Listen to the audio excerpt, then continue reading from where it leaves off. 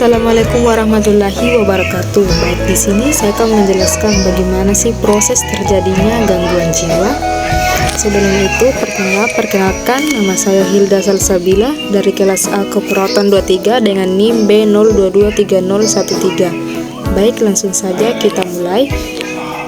Pertama-tama kita harus mengetahui apa sih itu kesehatan mental. Nah, kesehatan mental atau gangguan jiwa adalah yang mempengaruhi pola pikir, emosi, dan perilaku seseorang.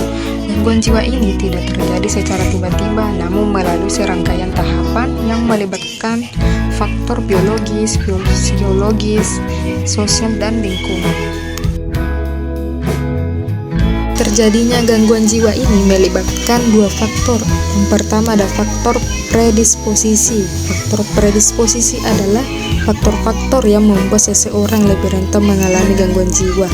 Faktor ini berperan dalam meningkatkan risiko seseorang mengalami gangguan mental ketika dihadapkan pada stresor atau tekanan hidup. Faktor predisposisi dapat dibagi menjadi beberapa kategori utama, yaitu faktor biologis, psikologis, dan sosial. Faktor predisposisi ini dibagi menjadi tiga. Yang pertama ada biologis. Biologis ini dibagi lagi menjadi tiga. Yang pertama ada genetik, seperti gangguan kejiwaan utama terbukti memiliki kecenderungan turun-temurun yang kuat. Contohnya yang pertama ada skizofrenia, yaitu gangguan yang mempengaruhi kemampuan seseorang untuk berpikir, merasakan, dan berperilaku dengan baik. Yang kedua ada bipolar, yaitu mengalami perubahan suasana hati yang ekstrim, bergantian antara fase mania seperti sangat gembira dan berenergi, dan depresi seperti sangat sedih dan putus asa. Selanjutnya ada ketidakseimbangan neurotransmitter.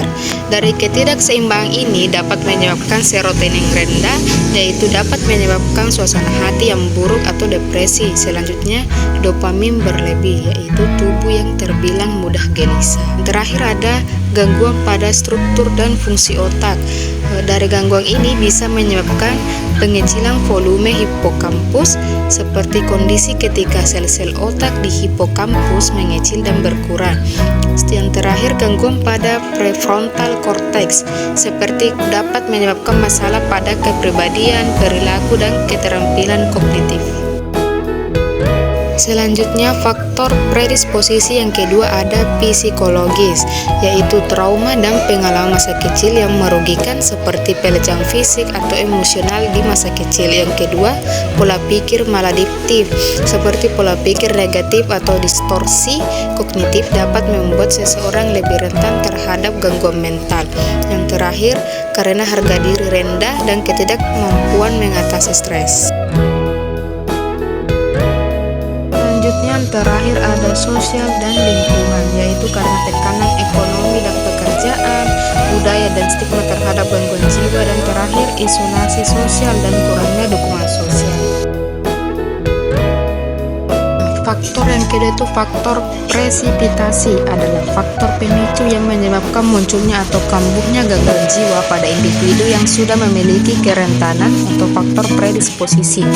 Faktor-faktor ini seringkali berupa stresor atau kejadian tertentu yang membebani individu secara psikologis, biologis, atau sosial. Faktor presipitasi dapat dikategorikan menjadi beberapa jenis utama, seperti stresor psikososial, stresor biologis, dan stresor lingkungan. Faktor presipitasi yang pertama ada stresor psikososial, seperti peristiwa traumatis dan kehilangan, contohnya kecelakaan, pelecehan seksual, KDRT, hubungan toksik, bencana alam, dan kehilangan orang tercinta. Selanjutnya stres di hubungan interpersonal, contohnya konflik dalam keluarga dan bullying dan kesepian. Yang terakhir ada tekanan dalam pekerjaan dan pendidikan, contohnya beban kerja berlebih, ketidaknyamanan kerja, lingkungan toksik, dan tekanan akademis yang lebih tinggi. Selanjutnya yang kedua stresor biologis, seperti penyakit kronis dan gangguan neurologis, ketidakseimbangan hormon, serta penyalahgunaan zat dan alkohol. Yang terakhir ada stresor lingkungan seperti kemiskinan dan ketidakstabilan ekonomi, paparan terhadap kekerasan dan kriminalitas. Yang terakhir perubahan lingkungan drastis. Nah, mari bekerja sama untuk menciptakan lingkungan yang mendukung di mana kesehatan mental menjadi prioritas.